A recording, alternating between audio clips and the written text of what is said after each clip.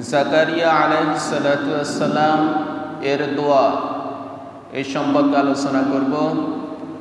হযরত জাকারিয়া আলাইহিস সালাতু ওয়াস সালাম তিনি যখন মারিয়াম আলাইহিস সালাতু ওয়াস সালামের হুজরার ভিতরে তার কক্ষের মধ্যে প্রবেশ করলেন, করার পরে তখন তিনি দেখলেন তার ঘরের মধ্যে বেমৌসুমি ফল ভরপুর। এটা দেখি তিনি মারিয়াম আলাইহিস সালাতু ওয়াস সালামকে প্রশ্ন করছে, হে মারিয়াম, তুমি এগুলা কোন জায়গা থেকে পাইলা? তখন মারিয়াম আলাইহিস সালাতু ওয়াস সালাম বলছে, আমার রবের পক্ষ থেকে। এই বেমৌসুমি ফল এবং যেখানে কোনো মানুষ আসতে পারে না, মারিয়ামের কক্ষের মধ্যে এইভাবে আল্লাহ তাআলা তাকে দেন জান্নাতি ফল তাকে দিয়েছেন। এই জিনিসগুলা দেখিয়ে হযরত জাকারিয়া আলাইহিস সালাতু ওয়াস সালাম মনের ভিতরে একটা আবেগ অনুভূতি তৈরি হয়েছে, যে রব বেমৌসুমি ফল দ্বারা মারিয়াম আলাইহিস সালাতু ওয়াস সালামের খাওয়া দাওয়ার ব্যবস্থা করতে পারে। আমি বৃদ্ধ হয়েছি ঠিক, আমি নিঃসন্তান, কিন্তু আল্লাহ তাআলা যদি চায় তিনি আমাকে সন্তান দিতে পারেন। এই রকমের আবেগ থেকে তিনি মহান রব্বুল আলামিনের নিকট ওই জায়গার মধ্যে দাঁড়িয়ে ওইখানে আল্লাহ তাআলার নিকট দোয়া করলেন, আল্লাহ আপনি আমাকে একটা নেককার সন্তান দান করুন। তখন জাকারিয়া আলাইহিস সালাতু ওয়াস সালামের বয়স তখন হচ্ছে 120 বছর, আর তার স্ত্রীর বয়স হচ্ছে 98 বছর বয়স। এই সময় তো কারোর সন্তান হবার কল্পনার বাইরে, কোনো অবস্থাতে কল্পনা করা যায় না যে এই বয়সে সন্তান হবে। পুরুষের জাকারিয়া আলাইহিস সালাতু ওয়াস সালামের বয়স হচ্ছে 120 বছর, আর ওনার স্ত্রীর বয়স হচ্ছে 98 বছর। তখন তিনি তো আল্লাহ তাআলার নিকট ওই কারণে দোয়া করেছেন যে তিনি বেমৌসুমি ফল দ্বারা যেভাবে মরিয়মকে খাওয়াইতে পড়াইতে পারে, তাহলে তিনি আমাকেও এইভাবে সন্তান দিতে পারবেন। তখন আল্লাহ তাআলা তার দোয়া কবুল করছে। দোয়া কবুল করার পরে এবার জাকারিয়া আলাইহিস সালাতু ওয়াস সালাম আল্লাহ তাআলাকে প্রশ্ন করছে, আল্লাহ কিভাবে আমার সন্তান হবে? আমি তো বুড়া, আমার বয়স 120 বছর, আর আমার স্ত্রী হচ্ছে বাঞ্জা, সে তো নিঃসন্তান, তার কোনো সন্তান হয় না, কিভাবে সন্তান হবে? তখন আল্লাহ তাআলা বলছেন, আমি যদি চাই তাহলে এভাবে হবে। আল্লাহ তাআলা যদি চায় তাহলে বুড়া বা জওয়ানের কোনো প্রশ্ন না। আল্লাহ তাআলা চাইলে পিতা মাতা ছাড়াও এভাবে জন্মগ্রহণ করাইতে পারেন, আবার পিতা ছাড়াও জন্ম দিতে পারেন। এটা একমাত্র আল্লাহ তাআলার ইচ্ছা। এই কারণে জাকারিয়া আলাইহিস সালাতু ওয়াস সালামকে বলছে যে আমি তোমাকে এভাবেই সন্তান দান করব। তখন জাকারিয়া আলাইহিস সালাতু ওয়াস সালাম আল্লাহ তাআলার নিকট বলছে, আল্লাহ ঠিক আছে, আপনি আমাকে সন্তান দিবেন, তার একটা নমুনা নিদর্শন আপনি আমাকে বলে দেন।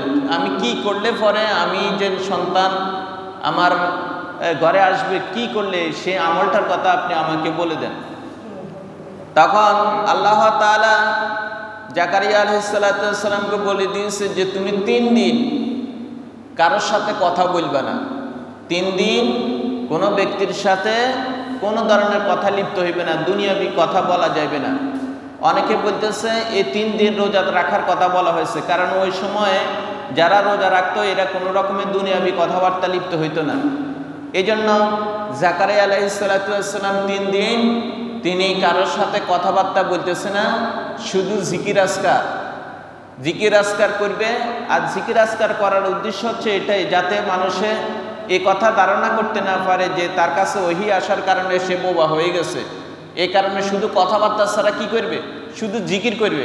তবে মানুষের সাথে কথা বলতে পারবে ইশারা ইঙ্গিতে মানুষের সাথে কথা বলবে, কিন্তু কোনো অবস্থাতে মুখ দিয়ে কথা বলা যাবে না।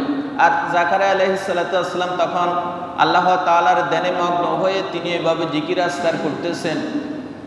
এমন সময় একদিন রাত্রে তিনি ঈশার নামাজ পড়তেছেন। একদিন রাত্রে নামাজ পড়তেছেন, যে কোনো নামাজ হইতে পারে। নামাজ পড়া অবস্থায় একজন সাদা দবদবে পোশাক পরিহিত এক ব্যক্তি আসি তিনি জাকারিয়া আলাইহিস সালাতু ওয়াস সালামকে বলতেছে, হে জাকারিয়া, আল্লাহ তাআলা তোমাকে একটা পুত্রের সুসংবাদ দিতেছেন, পুত্র সন্তানের সুসংবাদ দিতেছেন। আর যার নাম আল্লাহ তাআলা বলছেন যে এর নাম রাখবে ইয়াহইয়া, তখন ওই যে সাদা দবদবে পোশাক পরিহিত যিনি আসছেন তিনি হচ্ছে হযরত জিবরাইল আলাইহিস সালাতু ওয়াস সালাম। জিবরাইল আলাইহিস সালাতু ওয়াস সালাম আসি তাকে সুসংবাদটা দিয়ে গেছে যে আল্লাহ তাআলা তোমাকে একটা পুত্র সন্তানের সুসংবাদ দিতেছেন যার নাম রাখবে ইয়াহইয়া। তবে তার কিছু বৈশিষ্ট্য হচ্ছে সে নেতা হবে এবং সত্যায়নকারী, আল্লাহ তাআলার কালামের সত্যায়নকারী হবে। 3 নম্বরে তিনি হবেন দুনিয়াবী বিরাগী।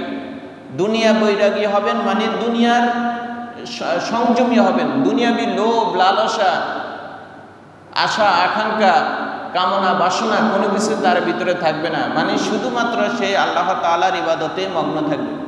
এভাবে আল্লাহ তাআলা হযরত জাকারিয়া আলাইহিস সালাতু ওয়াস সালামের দোয়া কবুল করে তাকে এভাবে একটা পুত্র সন্তান দান করছেন। সেই ঘটনাটাই, যে দোয়াটা করেছেন সেই ঘটনাটাই আপনাদের নিকট এখন বলতেছি। হুনালিকা দাআ জাকারিয়া রাব্বাহু, ওই জায়গার মধ্যে তথা ওই মারিয়ামের মেহরাবের মধ্যে ওই কক্ষের মধ্যে থেকে জাকারিয়া আলাইহিস সালাতু ওয়াস সালাম তার রবকে আহ্বান করলেন, ডাকলেন। ডাকার পরে ডাকি বলতেছেন ক্বালা রাব্বি হাবলি মিন লাদুনকা যুররিয়াতান তাইয়্যিবা, হে আল্লাহ, হে আমার রব, আপনি আমাকে আপনার পক্ষ থেকে একটা নেককার সন্তান দান করেন। এই কথা থেকে আমরা কি বুঝলাম? যে সন্তানের জন্য আপনি আল্লাহ তাআলার নিকট দোয়া করতে হবে।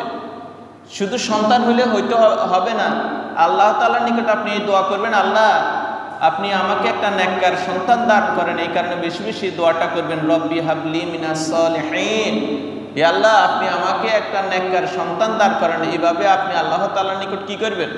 দোয়া করবেন। দোয়া করার বদলতে আল্লাহ তাআলা আপনাকে ওই সন্তান দান করবেন। এটা নবী, যে সমস্ত নবী রাসূলরা গেছে তারাও এইভাবে সন্তানের জন্য দোয়া করছে। যেমন হযরত ইব্রাহিম আলাইহিস সালাতু ওয়াস সালাম এই রকমের দোয়া করছে, রব্বি হাবলি মিনাস সালিহিন, হে রব আপনি আমাকে একটা নেককার সন্তান দান করেন। আবার এইখানের মধ্যে হযরত জাকারিয়া আলাইহিস সালাতু ওয়াস সালামও দোয়া করছেন, ক্বালা রব্বি হাবলি মিন লাদুনকা যুররিয়াতান তাইয়্যিবা। তিনি বলতেছেন, জাকারিয়া আলাইহিস সালাতু ওয়াস সালাম বলতেছেন, হে আমার রব, আপনার পক্ষ থেকে আপনি আমাকে একটা নেককার সন্তান দান করুন। তাহলে আমরা বুঝলাম আমরা সন্তানের জন্য আল্লাহ তাআলার নিকট দোয়া করতে হবে, চাইতে হবে, নাকি কোনো মাজারে গিয়ে মানত করে চাইব। এগুলো সম্পূর্ণভাবে শিরক। কোনো মাজারের মধ্যে গিয়ে অথবা কোনো কিছুর আশ্রয় নিয়ে আপনি সন্তান নেবেন, এগুলা কল্পনা আপনার মন থেকে দূর করে দিতে হবে। এখন বিভিন্ন রকমের তদবির করি আপনি আপনার স্ত্রীকে গর্ভবতী করার জন্য বিভিন্ন রকমের অনেক রকমের আপনি দেখা যাইতেছে কৌশল অবলম্বন করতেছেন, অনেক রকম তদবির করতেছেন, এগুলো পরিহার করতে হবে। সন্তান দেওয়ার মালিক কেবলমাত্র আল্লাহ তাআলাই। এই জন্য কোনো কুফরি কোনো কিছু আপনি তদবির করি আপনার সন্তানের ভাগীদার হইবেন, এই রকমের কর্ম পরিহার করতে হবে। এই জন্য আল্লাহ তাআলা যখন জাকারিয়া আলাইহিস সালাতু ওয়াস সালাম আল্লাহ তাআলার নিকটে দোয়া করলেন, আল্লাহ আপনি আমাকে একটা নেককার সন্তান দান করেন, ইন্নাকা সামিউদ দুআ, নিশ্চয়ই আপনি দোয়া শ্রবণকারী, আপনি প্রার্থনা কবুলকারী, আপনি প্রার্থনা করলে শুনেন। আল্লাহ তাআলার এই কথা দ্বারা বোঝা যাচ্ছে বান্দা যখন দোয়া করেন আল্লাহ তাআলা তার দোয়া কবুল করেন এবং তিনি শ্রবণ করেন। তবে বান্দার জন্য কল্যাণকর হয় যদি, তাহলে তিনি সেটা তাকে দুনিয়াতে দান করেন। আর যদি সেটার মধ্যে কল্যাণ না থাকে তাহলে আল্লাহ তাআলা এর দ্বারা দুনিয়াবি কোনো বিপদ আপদ দূর করে দিবে, আর নসে তাকে পরকালে এই দোয়ার বিনিময়ে তাকে জাহান্নামের আযাব থেকে মুক্তি করে দিবে। এই জন্য দোয়া করতে কোনো অবস্থাতে পিছপা হবেন না। দোয়া যত বেশি পারেন দোয়া করবেন। আর দোয়াও মুখল ইবাদা, এটা ইবাদতের মগজ। আপনি যত বেশি দোয়া করবেন এই দোয়ার দ্বারা আপনার ভাগ্য পরিবর্তন হয়ে যাবে। এই দোয়ার কারণে আল্লাহ তাআলা আপনাকে অবশ্যই দুনিয়া এবং পরকালে উভয় জাহানে আল্লাহ তাআলা আপনাকে কামিয়াবি করবে। এজন্য জাকারিয়া আলাইহিস সালাতু ওয়াস সালাম এইভাবে দোয়া করলেন। করার পরে আল্লাহ তাআলা কি করলেন? ফানাদাতুহুল মালাইকাতু, ওই সময় ফেরেশতাগণ আসি তাকে ডাক দিলেন। ওয়া হুয়া কায়িমুন ইউসাল্লি ফিল মিহরাব, ওই সময় জাকারিয়া আলাইহিস সালাতু ওয়াসসালাম তার মিহরাবের মধ্যে, তার কক্ষের মধ্যে ছিলেন। তার কক্ষের মধ্যে থাকা অবস্থায় ফেরেশতা আসি তাকে আহ্বান করলেন। ফেরেশতা বলতে এখানে যে হযরত জিবরাইল আলাইহিস সালাতু ওয়াসসালামকে বোঝানো হয়েছে। জিবরাইল আলাইহিস সালাতু ওয়াসসালাম আসি এভাবে জিবরাইল আলাইহিস সালাতু ওয়াসসালাম আসি হযরত জাকারিয়া আলাইহিস সালাতু ওয়াসসালামকে আহ্বান করলেন। ওই সময় জাকারিয়া আলাইহিস সালাতু ওয়াসসালাম নামাজের মধ্যে ছিলেন। যখন নামাজের মধ্যে এই কথাটা বললেন, নামাজে থাকা অবস্থায় জিবরাইল যখন এই কথা বলছেন, এবার ওই অবস্থায় জিবরাইল আলাইহিস সালাম কি বলতেছেন? আন্নাল্লাহা ইউবাশশিরুকা, নিশ্চয়ই আল্লাহ তাআলা আপনাকে সুসংবাদ দিতেছেন বিয়াহইয়া, একটা পুত্র সন্তানের, যার নাম হবে ইয়াহইয়া। এই পুত্র সন্তানের সুসংবাদ আপনাকে দিতেছেন। মুসাদ্দিকাম বিকালিমাতিন মিনাল্লাহি, আর সে ব্যক্তি হবে আল্লাহ তাআলার বাণী সত্যায়নকারী। এখন আল্লাহ তাআলার বাণী সত্যায়নকারী মানে কি? এর মানে হচ্ছে হযরত ইয়াহইয়া আলাইহিস সালাতু ওয়াসসালাম তিনি যখন জন্মগ্রহণ করেছেন, তার 6 মাস পরে তার এই খালাতো ভাই তথা মারিয়াম আলাইহিস সালাতু ওয়াসসালামের যে সন্তান জন্মগ্রহণ করেছে হযরত ঈসা আলাইহিস সালাতু ওয়াসসালাম, এদের দুজনের বয়সের ব্যবধান ছিল 6 মাস। ইয়াহইয়া আলাইহিস সালাতু ওয়াসসালাম 6 মাসের বড়, আর ঈসা আলাইহিস সালাতু ওয়াসসালাম হচ্ছে 6 মাসের ছোট।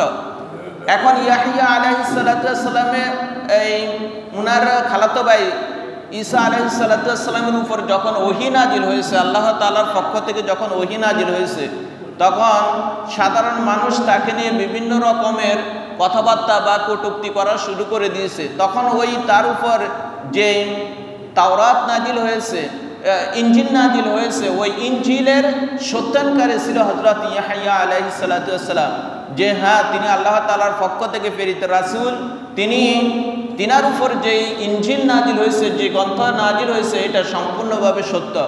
এই সত্যায়নটা করেছে ওই সময় হযরত ইয়াহইয়া আলাইহিস সালাতু ওয়াসসালাম। সে কথাটাই আল্লাহ তাআলা বলতেছেন, আন্নাল্লাহা ইউবাশশিরুকা, নিশ্চয়ই আল্লাহ তাআলা আপনাকে সুসংবাদ দিতেছেন বিয়াহইয়া, একটা পুত্র সন্তানের, যার নাম হবে ইয়াহইয়া। মুসাদ্দিকাম বিকালিমাতিন মিনাল্লাহ, আর তিনি আল্লাহ তাআলার বাণী সত্যায়নকারী। আল্লাহ তাআলার যে বাণী তথা ঈসা আলাইহিস সালাতু ওয়াসসালামের উপর যে বাণী নাজিল হয়েছে, যে ইনজিল নাজিল হয়েছে, সেটার সত্যায়নকারী। ওয়াসাইয়্যিদাও, আর তিনি হবেন নেতা। ইয়াহইয়া আলাইহিস সালাতু ওয়াসসালাম ওই সময়ে সমাজের নেতা হবেন। ওয়াহাসুরাও, এবং তিনি হবেন এই সংযমী, দুনিয়াবি বৈরাগী, মানে দুনিয়াবি লোভ লালসা কামনা বাসনা কোনো কিছু তার ভিতরে থাকবে না।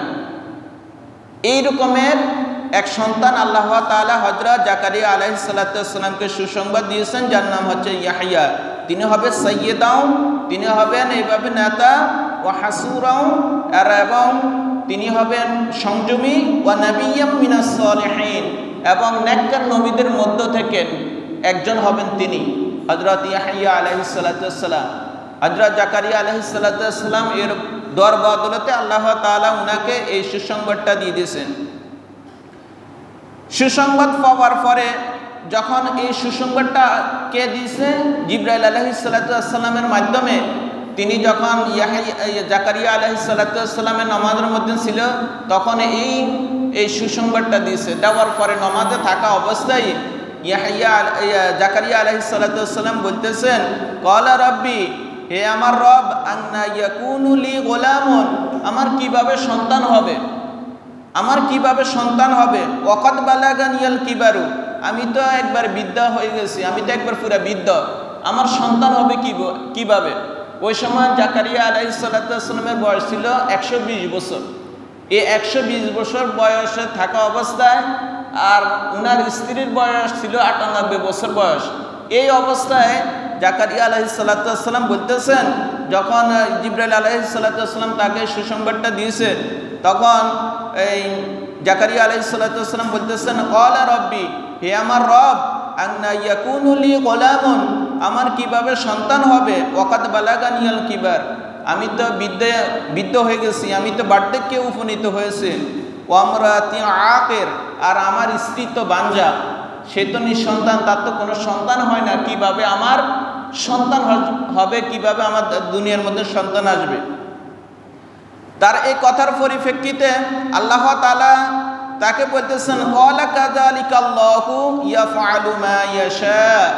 আল্লাহ তাআলা বলতেছেন ক্বালা কাযালিকা, আল্লাহ যদি চায় তাহলে এমনিই হবে, কোনো কিছু লাগবে না, বয়স কোনো ফ্যাক্ট না, বয়স তোমার তুমি বৃদ্ধ হয়ে গেছে, তোমার স্ত্রী বাঞ্জা, এগুলা কোনো সমস্যা না, যদি আল্লাহ তাআলা চায় এমনিই হবে। আল্লাহু ইয়াফআলু মা ইয়াশা, আর আল্লাহ তাআলা যদি কোনো কিছু চান তাহলে সেটা তিনি করেন, যদি তিনি কোনো কিছু করার ইচ্ছা করেন তাহলে তিনি সেটা করে দেন। তিনি শুধু বলে কুন হও ফায়াকুন, সাথে সাথে সেটা হয়ে যায়।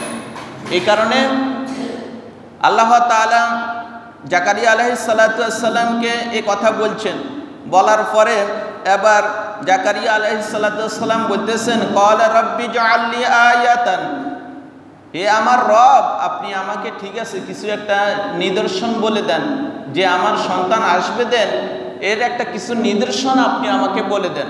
ক্বালা রাব্বি জাআললি আয়াতান, আপনি আমাকে একটা নিদর্শন বলে দেন যে এই কাজ করলে, এই পন্থা অবলম্বন করলে তোমার সন্তান আসবে। ক্বালা, আল্লাহ তাআলা বলতেছেন আয়াতুকা আল্লা তুকাল্লিমান নাসা সালাসাতা আইয়ামিন ইল্লা রামজা। হে জাকারিয়া, আমি তোমাকে একটা নিদর্শন দিচ্ছি, নিদর্শনটা হচ্ছে আল্লা তুকাল্লিমান নাসা, তুমি মানুষের সাথে কথাবার্তা বলতে পারবে না। এই একটা নিদর্শন কয়দিন? সালাসাতা আইয়ামিন, 3 দিন, 3 দিন তুমি মানুষের সাথে কোনো কথাবার্তা বলবে না, এটাই হচ্ছে তোমার নিদর্শন। তবে এই 3 দিন ওই সময়ের এই একটা সিস্টেম ছিল, যারা রোজা থাকতো, মানে যারা রোজা রাখতেন, তিনারা কারোর সাথে দুনিয়াবি কথাবার্তা লিপ্ত হইতেন না, শুধু আল্লাহ তাআলা জিকির আজকারে থাকতেন। এই কারণে ওই 3 দিন রোজা রাখার কথা বলা হয়েছে। আবার অনেকে রেওয়ায়েতের মধ্যে আছে যে 3 দিন টোটালি কোনো মানুষের সাথে কোনো রকমের কথাবার্তা বলা যাবে না, একবার পুরা চুপ থাকতে হবে দুনিয়াবি কথাবার্তা থেকে। তবে ইল্লা রমজা, ইশারা ইঙ্গিতে কথাবার্তা বলতে পারবে, যদি কোনো কথার প্রয়োজন হয় তাহলে ইশারা ইঙ্গিতে বলবে, কিন্তু কোনো অবস্থাতে মানে এমনি মুখ দ্বারা কারোর সাথে এই 3 দিন কোনো অবস্থাতে কথাবার্তা বলা যাবে না। তবে এই 3 দিন কি কাজ করবে, কি আমল করবে, এই আমলের কথা আল্লাহ তাআলা বলতেছে ওয়াজকুর রাব্বাকা, ওই সময় এই 3 দিন তুমি তোমার রবকে বেশি বেশি জিকির করবা, বেশি বেশি স্মরণ করবা। ওয়াজকুর রাব্বাকা কাসীরান, অধিক পরিমাণে তুমি তোমার রবকে স্মরণ করো, অধিক পরিমাণে তুমি তোমার রবকে ডাকো। ওয়াসাব্বিহ, এবং তার গুণ কীর্তন করো, তার প্রশংসা করো। বিল আশিয়ে, এই সন্ধ্যাবেলা, সন্ধ্যার সময়, ওয়াল ইবকার, এবং সকালবেলা, সকাল সন্ধ্যায় তুমি তোমার রবের এভাবে তাসবিহ তাহলিল এগুলা করো।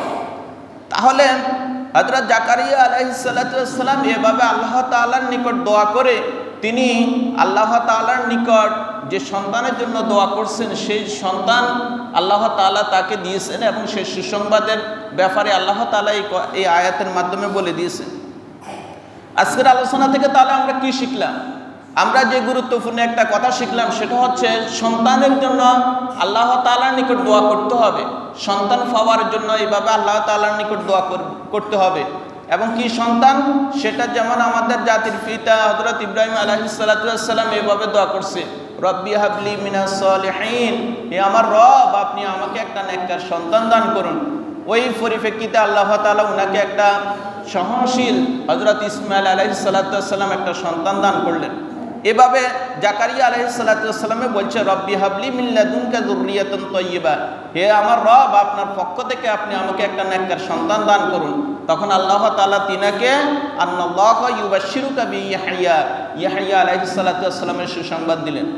তাহলে আমরা যারা নিঃসন্তান, যাদের সন্তান নাই, যাদের সন্তানের প্রয়োজন, তিনারা আল্লাহ তাআলার নিকট কান্নাকাটি করে যদি আল্লাহ তাআলার নিকট চান, আল্লাহ তাআলা আপনার যদি ভালো মনে করে, কল্যাণ মনে করে, তাহলে আল্লাহ তাআলা আপনাকে সন্তান দিবে। এই ক্ষেত্রে আমরা কোনো অবস্থাতে দুনিয়াবি কোনো আসবাবের প্রতি, দুনিয়াবি কোনো মাজারে গিয়ে অথবা কোনো রকমের শিরকের অবলম্বন করে কোনো তদবির অবলম্বন করা যাইবে না। একমাত্র আল্লাহ তাআলার নিকট আমরা দোয়া করতে হবে, আল্লাহ তাআলার নিকট চাইতে হবে। আমরা নেককার সন্তানের জন্য এভাবে আল্লাহ তাআলার নিকট দোয়া করব এবং কোনো অবস্থাতে কুফরি অথবা শিরকি এ সমস্ত কোনো তদবিরের সাথে আমরা জড়িত হব না। আল্লাহ পাক আমাদের সকলকে বুঝার এবং আমল করার তৌফিক দান করুন। আমিন। ওয়া মা তৌফিক ইল্লা বিল্লাহ।